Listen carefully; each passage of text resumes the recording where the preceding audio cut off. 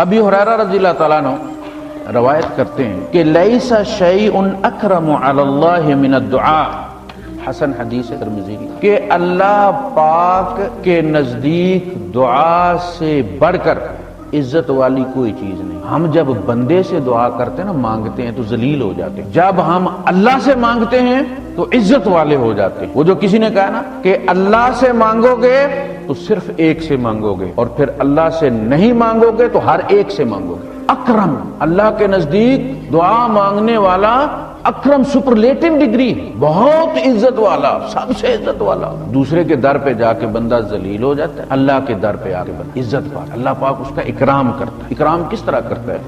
सलमान फारसी रज़ियल्लाहु ताला अन्हु रवायत करते हैं कि ला यरुद्दुल क़ज़ा इल्ला दुआ, कज़ा को कोई चीज नहीं टाल सकती मगर दुआ।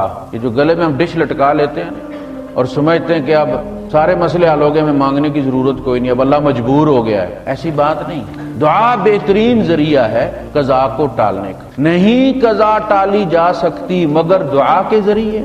वला यज़ीदु फिल उम्रि इल्लल बिर्र, उम्र में कोई चीज इजाफा नहीं करती मगर नेकी। तिरमिज़ी ने रवायत की, हसन रवायत। इब्न उमर रज़ियल्लाहु ताला रवायत करते हैं कि अल्लाह के रसूल सल्लल्लाहु अलैहि वसल्लम फरमाते हैं, इन्ना दुआ यनफ़उ मिम्मा नज़ला व मिम्मा लम यंजिल, दुआ फायदा देती है, दुआ कार आमद है हर उस बला से जो नाजिल हो चुकी है उसमें भी और जो अभी नाजिल नहीं हुई उसमें।